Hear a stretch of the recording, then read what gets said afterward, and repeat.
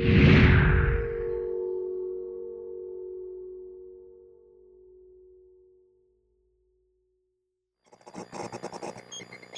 everybody, Rick with Skytech. We're going to be demonstrating the emergency landing gear extension procedure in 710 Sierra Tango today.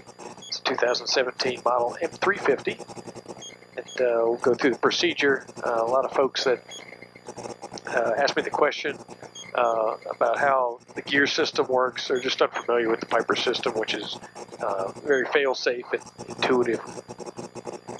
A lot of come from fixed gear airplanes where they ask the question, well, what happens if the landing gear doesn't come down? And Piper's put a lot of thought into the design of this landing gear system, and it's very simple to operate. We check the system all the time on return to service flights to make sure the landing gear emergency extension procedure does work in the air, just not on the shop. We're sitting on a set of jacks with no air load under it. So if you're having your aircraft serviced as a retractable landing gear, they do an emergency gear swing in the shop.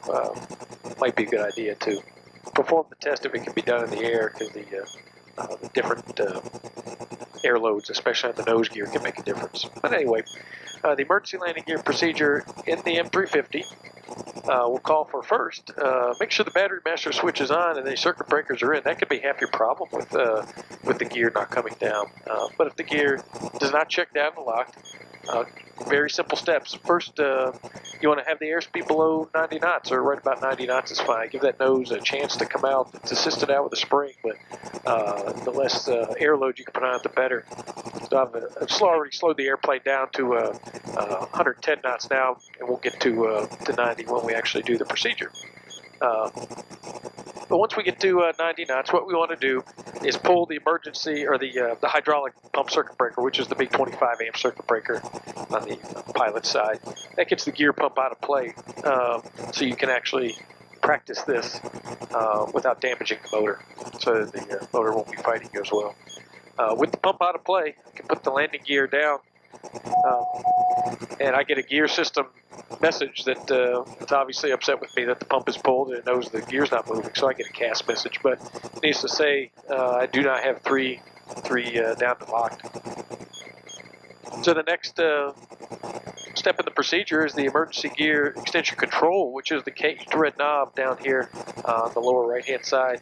I'm going to start hand flying the airplane just so I can pitch up a little bit and get that 90 knots. Then we're just simply going to pull that out and wait for 3 green. If the mains do not lock, then you get one gear that doesn't lock. Check gear. All we're going to do is fishtail the airplane to put a little air underneath that gear door and help it seat in the down and lock position. So pull some power back here.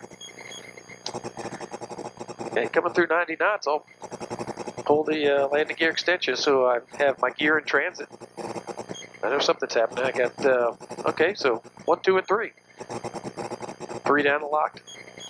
Airplane's flying just, happily as can be at about 85 knots, and I gave the gear nice time to come down. So to reset, I push my knob in, cage it, and I reset my circuit breaker. And you'll hear the gear pump repressurize the system at the downside. There you have it. I could land the airplane just like this, or I've got a little bit further to go today, so my speed check's good. I'm going to retract the landing gear. I'm going to put a little bit more power on it. And there you have it. Emergency landing gear extension procedure.